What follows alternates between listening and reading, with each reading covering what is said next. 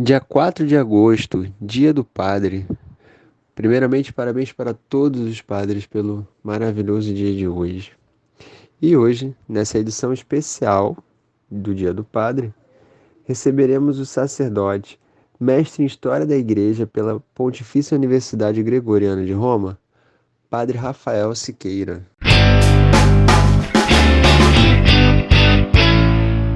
Padre Rafael, primeiramente, muito obrigado por receber o senhor no nosso podcast, obrigado pela disponibilidade em ceder essa entrevista para a nossa Pascom e para a nossa paróquia.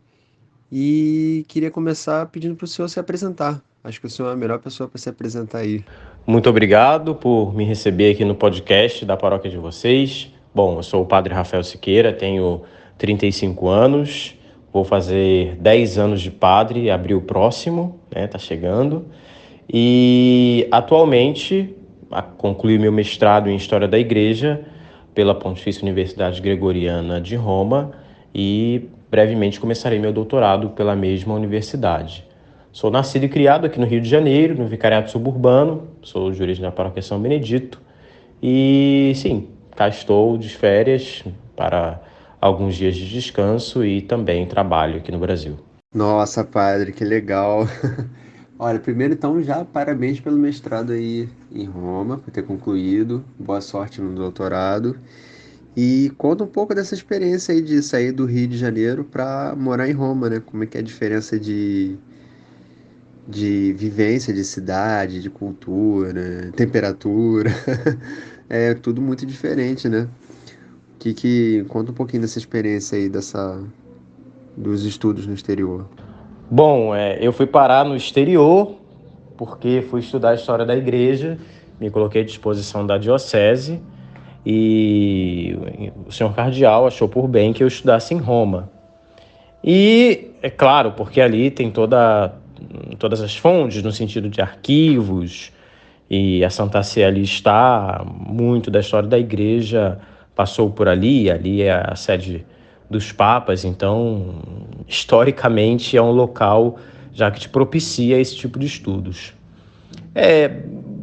Esse é o ponto positivo, né, do morar fora, né, além do enriquecimento cultural, do enriquecimento religioso, a gente passa a valorizar um pouco mais a igreja aqui no Brasil, né, porque a gente acaba vendo a situação da igreja lá fora, que não tem tanto fervor assim como tem aqui, né, uma igreja em crise, como a gente ouve nas notícias, e um pouco disso é verdade. Bom, a parte negativa é que a gente sente saudades, né? E particularmente para mim o frio, né? O frio é uma coisa muito, não é um frio como é o frio daqui, né? É um frio que dura meses e não tem sol, então você fica, né, sem ter que repor vitamina D com remédios, as coisas. Então é muito diferente, né? Para nós cariocas é uma coisa um pouco complicada. Ah, eu imagino, né? A gente costuma ver no noticiário, a Europa é um continente de extremos, né? Agora com o aquecimento global, né? Que você vê às vezes a neve, né, no inverno e 40 graus no calor, né? Então, imagino realmente 3 meses de muito frio, né? A gente tá pegando um pouquinho de frio aqui por algumas semanas, já tá reclamando. Imagino o dobro de frio por 3 meses, né? Eu imagino como é que deve ser. Por outro lado, imagino que deve ser maravilhoso, né?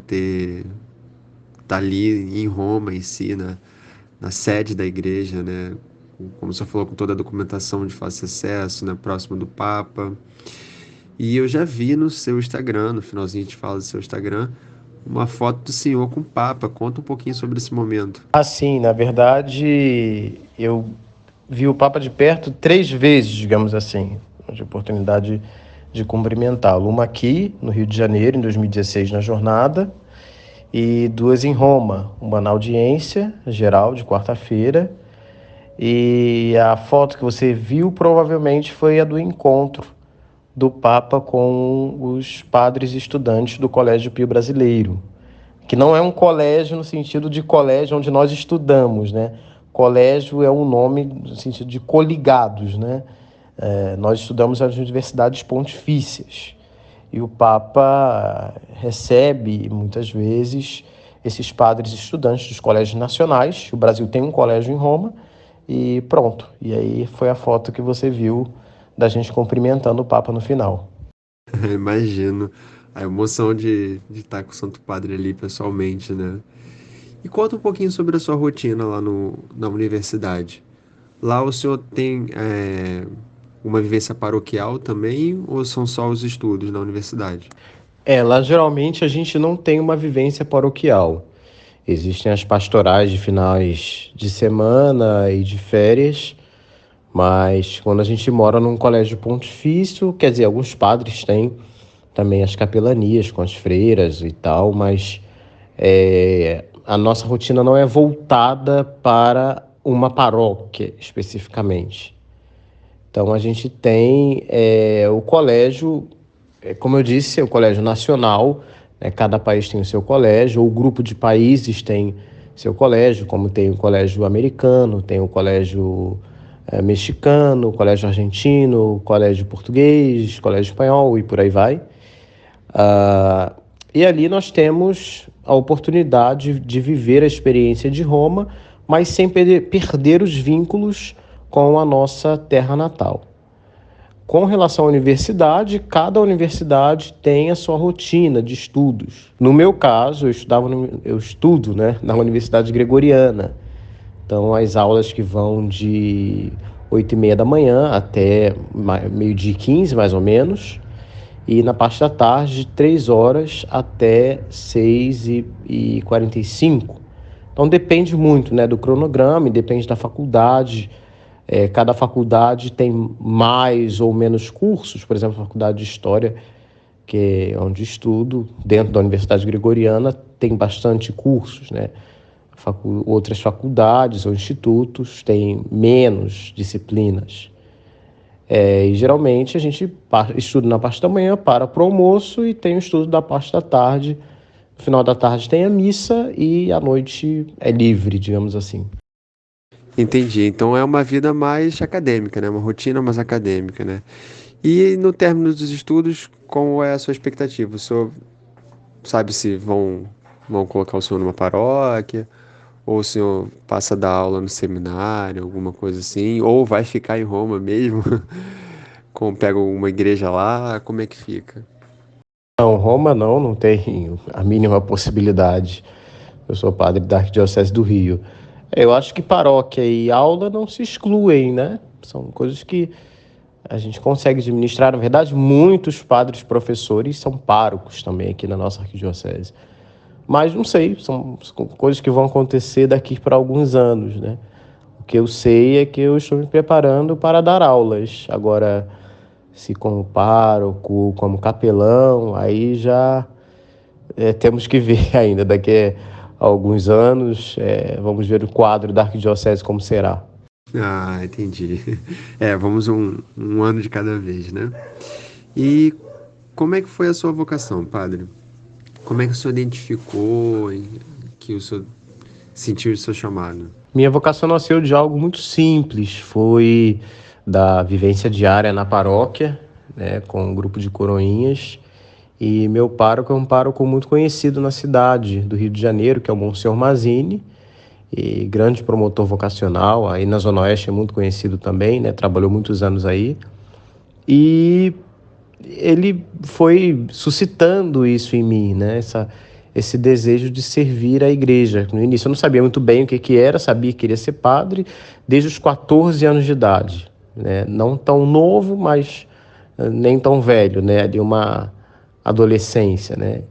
E fui trabalhando no grupo vocacional, depois no seminário, e fui cultivando a vocação como estou cultivando até hoje. Vou fazer 10 anos de padre e a gente tende a cada dia cultivar a vocação e confirmando essa vocação que já foi confirmada pela igreja, obviamente, né? Mas, como eu disse, a minha vocação ela nasceu, e eu digo que ela nasce, né? Porque o processo, né, até quando a gente se entrega a Deus no dia da morte, desse desejo de servir a igreja, aos pobres, através do sacramento, através dessa doação de vida. através da bênção, né? Como é bom ser ministro da bênção para as pessoas. Então, minha vocação nasce daí. Poxa, muito legal. E na sua ordenação, qual o momento que mais tocou o senhor, assim? Bom, sem sombras de dúvidas, quem já foi a uma ordenação já deve ter visto que tem um rito da prostração, que não tem só na ordenação sacerdotal, tem na diaconal e em alguns outros momentos também, profissão religiosa, que ali significa um morrer para si. Então, ali é um momento que eu chorei bastante, assim, me emocionei muito. É um momento muito comum de você ver as pessoas chorando, né? Passar um filme na vida, da vida na cabeça e foi um momento assim muito emocionante esse momento da prostração, digamos assim, para mim e acho que para muitas pessoas o é. Imagino, né? O senhor deita um homem comum, levanta um sacerdote, né? É realmente um momento muito lindo. E qual conselho o senhor daria para um jovem que sente hoje no coração aquele, entre aspas, incômodo para entrar na vida sacerdotal? Qual conselho que o senhor daria?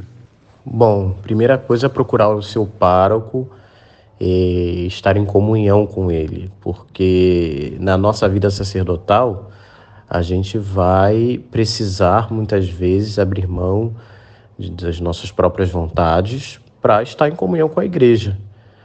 E isso eu não digo em coisas, digamos assim, macro ou que são, né, já de conhecimento público, sei lá, a obediência, o celibato, digo coisas pequenas mesmo. Coisas bem pequenas que muitas vezes você vai ter de abrir mão para estar em comunhão com os seus superiores, né? E muitas vezes essas coisas vão desgastando. Quem não consegue hoje estar em comunhão com seu pároco, caminhar junto, não vai conseguir caminhar junto com seu bispo no futuro. Então, um grande conselho que eu dou é procurar o seu pároco, né? E já começar em comunhão com ele a discernir essa vocação, que é confirmada sempre pela igreja. Tá certo, padre. Padre Rafael, muitíssimo obrigado pela sua disponibilidade em dar essa entrevista para nossa paróquia, para o nosso podcast. Agradeço de verdade por toda a atenção aí. Deixa a sua página do Instagram para quem quiser acompanhar. Para quem estiver ouvindo aí, o Padre Rafael está sempre falando sobre a história da igreja no Instagram e mostrando um pouco do dia a dia dele em Roma, né? Agora não, deu uma pausa aí, porque está mostrando um pouquinho do dia a dia no Rio de Janeiro, mas mostrando um pouco dos estudos dele e falando muito de história da igreja, uma página muito interessante. Então, padre, fala aí o seu link da página no Instagram. Eu que agradeço o convite, a confiança e sempre nos mantenhamos nessa amizade em Cristo, bem no espírito de São Francisco de Assis, do pobrezinho de Assis, para que nós sejamos também fiéis ao chamado que recebemos de Nosso Senhor. Bom, o meu perfil no Instagram é Padre Rafael RJ, Padre Rafael RJ, tá bom? Sigam-me lá. E no próximo final de semana, mais um podcast, sempre de acordo com o conteúdo da liturgia do próximo domingo. Um abraço a todos, fiquem com Deus.